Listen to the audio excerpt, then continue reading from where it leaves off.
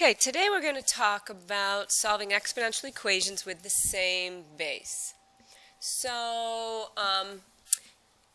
when the bases are equal, we already did this earlier in the chapter, equal exponents will make the equation true. So the idea is to get the bases equal. Go lower. I'll talk about that as we do an example. Drop the bases, set the expressions equal, solve, check. Okay. So on number 1, the bases are the same, so we can basically just set the exponents equal. And then subtract and solve. So we get x is equal to 5. And if you substitute in 3 to the 2 times 5 equals 3 to the 5 plus 5, then 3 to the 10th does indeed equal 3 to the 10th. On number 2, so we have 5, let's see, hold on a second here. That's fine, let's go back to that. So let's go back to 2, I was going to skip. That's all right, we'll get to 3 soon enough. So for 5 to the 2x plus 3, there's really nothing we can do with that. But for 1 over 25, remember 25 is 1 over 5 squared. So on these problems, you need to be thinking powers. I find that some of the mistakes that happen are people try to take a square root. No, you can't do that. If you take a square root, you'd have to do it on both sides. So what we're going to do is focus on writing the larger numbers as smaller numbers with exponents. So 25 is 5 squared. And then you need to remember your exponent rules. If you have 1 over x to the negative n, that's equal to x to the positive n. If you have 1 over x to the n, you could write that as x to the negative n. You can, bring it up to the numerator. So if I have 1 over 5 squared, that's also equivalent to 5 to the negative 2. So then we have 5 to the 2x plus 3 equals 5 to the negative 2. Drop the bases and set 2x plus 3 equal to negative 2. So we get 2x equals negative 5, and x is going to be negative 5 over 2. And if we go back and we do a quick check on that, I would have 5 to the negative 5 over 2, so it's going to be 2 times negative 5 over 2 plus 3, and that needs to equal 1 over 25. So this is 5 to the 2's are going to cancel, so it's just negative 5 plus 3 equals 1 over 25, which is 5 squared equals 1 over 25, and that is indeed true. 5 to the negative 2, does equal 1 over 25. All right, so that one checks as well. All right, on number 3, so for the 16 and the 8, you should be thinking of one of these bases here. Is it 2, 3, 4, 5? Start low. So can you, so you kind of have to be thinking, what is 2 to the second? What's 2 to the third? What's 2 to the fourth? You kind of have to be thinking about those. What's 3 squared? 3 to the third. I'd memorize those because you need to recognize that 16 can be written as 2 to the fourth. And 8 can be written as 2 to the third. So notice how I'm writing those. I'm just replacing 16 with 2 to the fourth and putting it in parentheses and replacing 8 with 2 to the third. Now you have to remember the rules that when you raise to an exponent, you need to multiply them. So it's 2 to the 4x minus 8 equals 2 to the 3x. And then remember, when the bases are now the same, I can set the exponents equal. So if I subtract 4x from both sides, I get negative 8 equals negative x, and then x is equal to 8. Okay, so we're looking at 16 to the 6th. Does that equal 8 to the 8th? And you can do a quick calculator check there.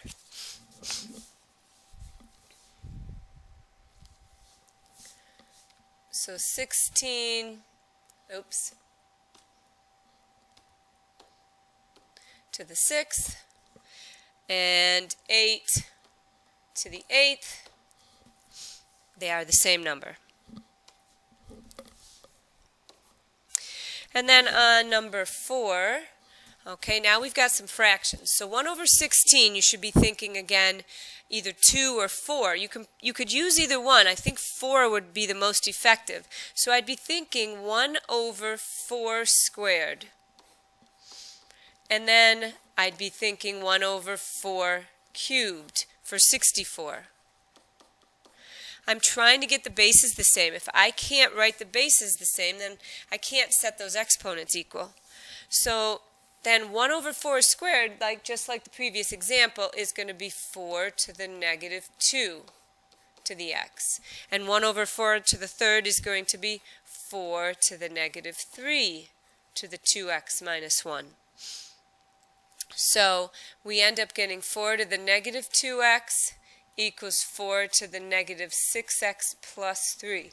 So remember, you have to distribute, okay? When the bases are the same, now they're the same, the parentheses are gone, now I can set the exponents equal. 2x negative equals negative 6x plus 3. Add 6x, so 4x equals 3, and then divide. So x is equal to 3/4. Okay, so we're looking for is 1/16 to the 3/4 equal to 1 over 64 to the 2 times 3/4 minus 1. So is 1 over 64 to the 3/2 minus 1. Okay, so 6 divided by 4 is 3/2. 3/2 minus 2/2. I converted the 1 to 2/2.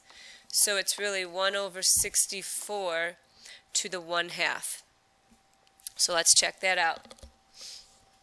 So 1 divided by 64 to the 1/2 is 1/8, 0.125. And then I'm looking for 1 divided by 16 to the 3/4.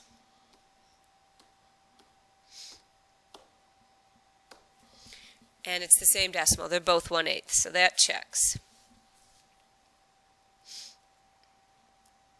So they both were equal to 1/8. So that is my answer. All right, on number 5, 3 to the x equals 1/9. So I should be thinking 3 squared for 9. I want to go lower. There's no way to take that 9 or that 3 and turn it magically into a 9. You can't multiply both sides by 3. It just doesn't give you the same base. You need to be thinking of base and an exponent. So 3 to the x equals 1 over 3 squared is the same as 3 to the x equals 3 to the negative 2. Again, taking and putting that up using a negative. So then x is equal to negative 2. So is 3 to the negative 2 equal to 1/9? Yes, it is. On number 6, 32 and 16.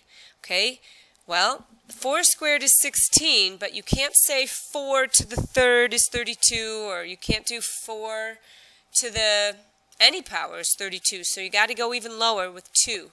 So 2 to the 5th is equal to 32, and 2 to the 4th is equal to 16. So then we're going to distribute. So we have 2 to the 10x minus 5 equals 2 to the 4x plus 28. And then I'm going to just set those exponents equal. So subtract 4x.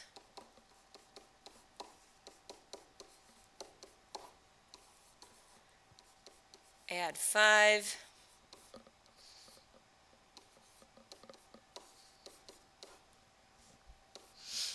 And divide by 6. So x is equal to 33 over 6 or 11 over 2. Okay, so I'm going to leave that one. If you have a question about the check, we would do it the same way we did the other ones.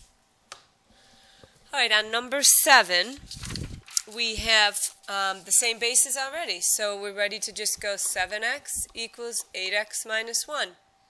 Subtract 8x. And negative x equals negative 1, so positive x equals 1. So, if you look at that, 4 to the 7 times 1 should equal 4 to the 8 times 1 minus 1, which would be 7. So, it definitely checks. All right, on number 8, you should be thinking 3 to some power. 3 squared for 9, and 3 to the 3rd for 27. So then this is 3 to the negative 2 equals 3 to the 3rd to the x minus 3. And then I've just got to do some distributing and cleaning up here. So we get 3 to the negative 2x equals 3 to the 3x minus 9, and set negative 2x equal to 3x minus 9. So subtract 3x, not 5.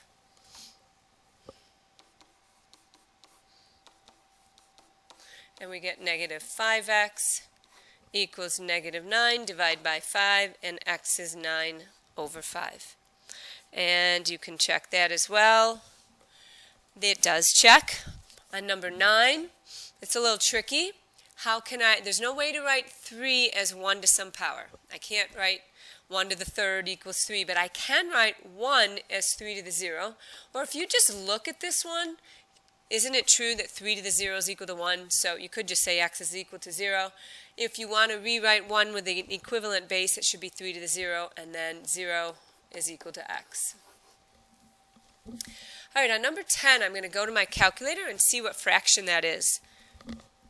So I'm going to go 0.0625, math, frac, 1/16. Perfect. So this is 1/16 to the x minus 3 equals 4 to the x. So I can write 1/16 as 1 over 4 squared. And this whole thing's in parentheses. And then I can write that as 4 to the negative 2 to the x minus 3. And when we distribute that, we end up with, just setting the exponents equal would be negative 2x plus 6 equals x. Running out of room, so I didn't rewrite the bases. I just dropped them. And then we would have 6 equals, when you add 2x to both sides, 3x. X would equal, divide by 3, 2. So x is equal to 2, and that will also check. All right, the last ones are a little bit trickier, but still doable. So on the first one, I would leave 3 to the y, and I'd write 27 as 3 to the 3rd to the x. So that's going to be y equals 3x. Then I'm going to substitute that in to 2 to the y, okay, equals 2 to the 4x minus 5. So I'm going to take that 3x and plug it in for y. So I'd get 2 to the 3x equals 2 to the 4x minus 5, and then I'm just setting 3x equal to 4x minus 5. And I'd get negative x equals negative 5, so positive x equals 5. And then if I plug in back over here for 5, for x, I'd have 3 times 5 for y, and so y is equal to 15. On number 12, I have 4 to the y equals, I'm going to change the 16 to 4 squared to the x plus 2, do a little distributing, and I end up with y equals 2x plus 4. So now I'm going to take the 5 to the y, and I'm going to substitute that in. So I have 5 to the 2x plus 4 equals 5 to the 3x plus 1. So I get 2x plus 4 equals 3x plus 1. And when we subtract, we get negative x equals, subtract 4 from both sides. 1 minus 4 is negative 3. So x is 3.